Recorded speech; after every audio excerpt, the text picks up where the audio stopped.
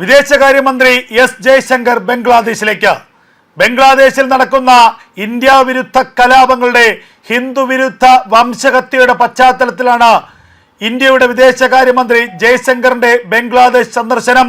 ബംഗ്ലാദേശിലെ ആദ്യ വനിതാ പ്രധാനമന്ത്രിയും BNPയുടെ ദേശീയ അധ്യക്ഷയുമായിരുന്ന ബീഗം ഖാലിദ സിയ ചൊവ്വാഴ്ച വൈകുന്നേരത്തോടുകൂടി അന്തരിച്ചിരുന്നു.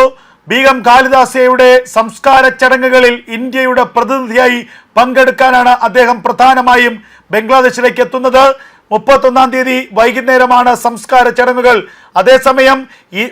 അതേസമയം കലുഷിതമായിരിക്കുന്ന ഇന്ത്യ ബംഗ്ലാദേശ് ബന്ധം കൂടി, ആ വിഷയം കൂടി ചർച്ച ചെയ്യും ബംഗ്ലാദേശ് ഭരണകൂടവുമായി ജയശങ്കർ എന്നുള്ള വിവരങ്ങളാണ് ഇപ്പോൾ പുറത്തു വരുന്നത്. കഴിഞ്ഞ മണിക്കൂറുകളിലും ഒരു ഹിന്ദു വംശഹത്യ ബംഗ്ലാദേശിൽ അരങ്ങേറിയിരുന്നു. ഒരു സാധാരണക്കാരായ 42 വയസ്സുകാരനായ ഹിന്ദു യുവാവിനെയാണ് ആൾക്കൂട്ടം വെടിവെച്ച് കൊന്നത്. ഇതിന് പിന്നാലെ ഇന്ത്യ കടുത്ത സ്വരത്തിലാണ് ബംഗ്ലാദേശിനെ വിമർശിച്ചിരിക്കുന്നത്. ദീപു ചന്ദ്രദാസ് എന്ന ഒരു യുവാവിനെ ദിവസങ്ങൾക്ക് മുൻപ് ബംഗ്ലാദേശിലെ തീവ്ര ഇസ്ലാമിസ്റ്റുകൾ ആക്രമിച്ച് കൊലപ്പെടുത്തിയിരുന്നു. അദ്ദേഹത്തിന്റെ മൃതശരീരങ്ങൾ തെരുവിലിട്ട് കത്തിക്കുകയും ചെയ്തിരുന്നു. അതിന് പിന്നാലെ അമൃത് മണ്ഡൽ എന്ന് പറയുന്ന മറ്റൊരു യുവാവിന്റെ നേരെ ആൾക്കൂട്ടത്തിന്റെ ആക്രമണമുണ്ടായി.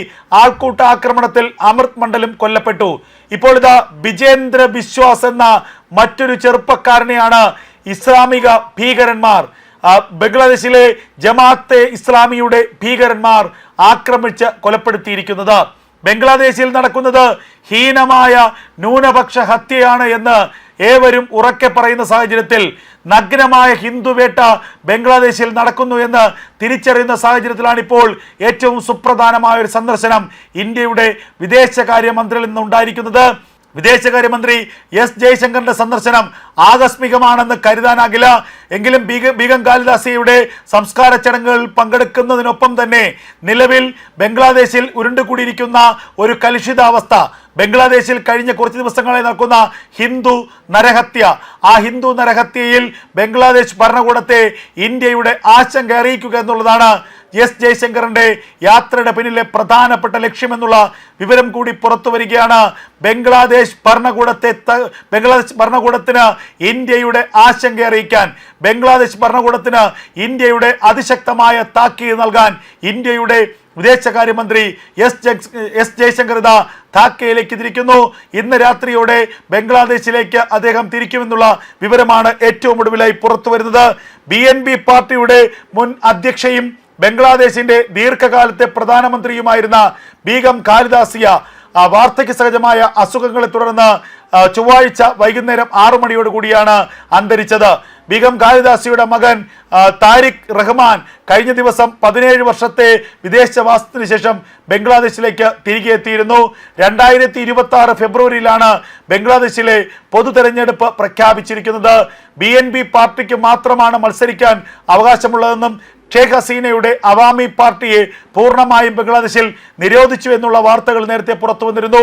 ഷേഖ് ഹസീന മാസങ്ങൾക്ക് മുൻപാണ് ബംഗ്ലാദേശിൽ വിദ്യാർത്ഥി പ്രക്ഷോഭം പൊട്ടിപ്പുറപ്പെടുന്നത്. വിദ്യാർത്ഥി പ്രക്ഷോഭത്തെ തുടർന്നാണ് ഷേഖ് ഹസീന സർക്കാരിന് അധികാരം നഷ്ടപ്പെടുന്നത്. ഷേഖ് ഹസീനയെ വധിക്കാൻ ശ്രമിക്കുന്നതിന് തൊട്ട് മുൻപ് തന്നെ ഷേഖ് ഹസീന ഇന്ത്യയിലേക്ക് രക്ഷപ്പെടുകയായിരുന്നു. അതിനുശേഷം ഒരു ഇടക്കാല സർക്കാർ ബംഗ്ലാദേശിൽ അധികാരമേറ്റു. നൊബേൽ സമ്മാന ജേതാവായ മുഹമ്മദ് യൂനിസിന്റെ നേതൃത്വത്തിലായിരുന്നു ആ ഇടക്കാല സർക്കാർ അധികാരമേറ്റത്. ആ ഇടക്കാല സർക്കാർ അധികാരമേറ്റതിന് പിന്നാലെ ബംഗ്ലാദേശിലെ തീവ്ര ഇസ്ലാമിസ്റ്റുകൾ ഭരണത്തിൽ പിടിമുറുക്കുകയായിരുന്നു. ജമാഅത്തെ ഇസ്ലാമിയുടെ കൊടും ഭീകരന്മാരാണ് പിന്നീട് ഭരണം നിയന്ത്രിച്ചിരുന്നത്. നഗ്നമായ ഹിന്ദു വംശഹത്യയും നഗ്നമായ ന്യൂനപക്ഷ വേട്ടയുമാണ് പിന്നീട് ബംഗ്ലാദേശിൽ അരങ്ങേറിയത്. അത് അടുത്തിടെ അതിൻ്റെ ഏറ്റവും ഉച്ചസ്ഥായിയിൽ എത്തുകയും ചെയ്തിരിക്കുന്നു. ഈ സാഹചര്യത്തിൽ ബംഗ്ലാദേശിന് ശക്തമായ താക്കീത് നൽകാനാണ് ഇന്ത്യയുടെ നീക്കം. അതുമാത്രവുമല്ല, ബംഗ്ലാദേശും പാകിസ്ഥാനും ചേർന്ന് ചില പ്രതിരോധ ഉടമ്പടി കരാറുകളിൽ ഒപ്പിടാനുള്ള നീക്കം നടക്കുന്നു എന്ന് ഇന്ത്യയുടെ ഇന്റലിജൻസ് വിഭാഗം കണ്ടെത്തിയിരുന്നു. ഇന്ത്യ ഇന്ത്യക്കെതിരെ ബംഗ്ലാദേശിനെ കൂട്ടുപിടിച്ചുകൊണ്ട് വലിയ ആക്രമണത്തിനുള്ള നീക്കങ്ങളാണ് പാകിസ്ഥാൻ നടത്തുന്നത്. പാകിസ്ഥാനും ബംഗ്ലാദേശിനും ഇടയിൽ സൈനിക പ്രതിരോധ കരാറുകൾ ഉണ്ടാക്കാനുള്ള ചർച്ചകൾ നടന്നു. ഇന്ത്യയെ ആക്രമിക്കുന്നതിന് പാകിസ്ഥാൻ ബംഗ്ലാദേശിനെ കൂട്ടുപിടിക്കുന്നതായുള്ള ചില വാർത്തകൾ പുറത്തു വന്നു. ബംഗ്ലാദേശും പാകിസ്ഥാനും തമ്മിൽ ആയുധ കൈമാറ്റം, രഹസ്യാന്വേഷണ വിവരത്തിന്റെ കൈമാറ്റങ്ങൾ, സൈനിക സഹായം തുടങ്ങിയ മേഖലകളിൽ വലിയ ചർച്ചകൾ നടന്നു എന്നുള്ള വാർത്തകൾ നേരത്തെ പുറത്തു വരുന്നു. ഈ സാഹചര്യത്തിൽ കൂടിയാണ് ഇന്ത്യയുടെ വിദേശകാര്യമന്ത്രി എസ് ജയശങ്കറിന്റെ ബംഗ്ലാദേശ് സന്ദർശനം എന്നുള്ളതാണ് ഏറ്റവും ശ്രദ്ധേയമായ കാര്യം.